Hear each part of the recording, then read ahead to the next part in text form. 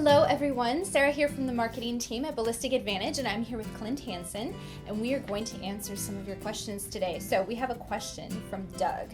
Doug wants to know, just got a 14.5-inch Hansen Performance mid-length in 5.56. Is there a best spring/buffer combo for reliability? Good question. 14.5-inch mid-length, Performance Hansen, or even if it's our modern series or anything, same rule of thumb applies. Our gas porting sizes for all our barrels, we do take into consideration that you guys may or may not put a muzzle brake on it, a flash hider, but typically with a 14.5-inch barrel, you're pin and welding some sort of muzzle brake on it to bring it out to 16 inches overall. That does kind of vary my answer, I guess, from time to time, what other parts you're going to put on a barrel. However, for the sake of the question, let's assume it's a muzzle brake. I always recommend using a standard carbine buffer and buffer system just to start out with. We don't overgas our barrels, and the reason we do that is because we're a barrel manufacturer and we're kind of sitting in the middle of the industry. We really don't know what you're going to put on it, so we have to use our own experience to know that whatever you're going to put on it, it's going to function reliably for you.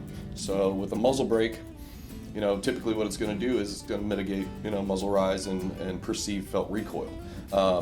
So with the 14.5-inch, with a muzzle brake pin and welded on it, you want as light a system as you can, have on it, which is a carbine buffer and carbine buffer spring.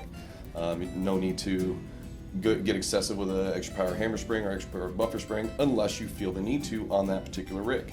That's another big point of the do-it-yourself market. You guys are using parts from companies all over the country that are super good parts, but your rifle that you're building is going to be unique to you, and that tolerance and marriage of parts is going to be unique to you as well. So keep all that in mind. So I really wish there was a formula I could say 1 + 1 = 2, use this muzzle brake, use this buffer tube, but it doesn't always work that way. So I encourage you to dive in and really see how the rig is functioning, and then we can go from there. Okay. Now, if Doug wanted to run it suppressed, would that change your answer at all? It would. Suppressed all the time, suppressed sometimes. Now we're getting into adjustable gas blocks or bleed-off gas systems. The buffer is a place where you can go to mitigate some of that action or to slow it down, and that's absolutely a good point.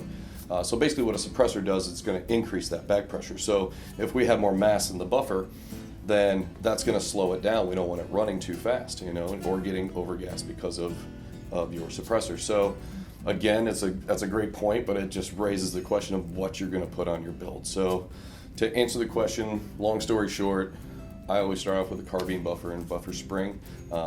If I need to slow it down more, or if I find something else, it's usually where I'm going to find out what the actual issue is, or if I don't have an issue at all. So typically we have a lot of success just with that remedy.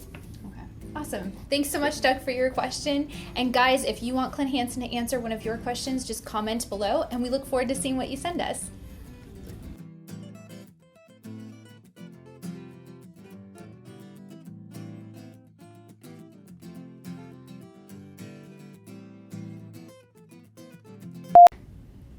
Gas port video take 2 or take 3.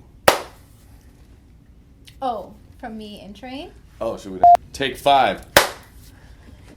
Good question, Doug. Appreciate the question itself. Take 6.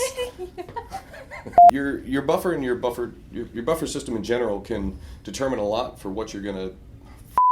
I don't want to complicate things into saying, we need to have this perfect scenario where you're gonna have this buffer and this buffer spring and this hammer spring and this whole perfect,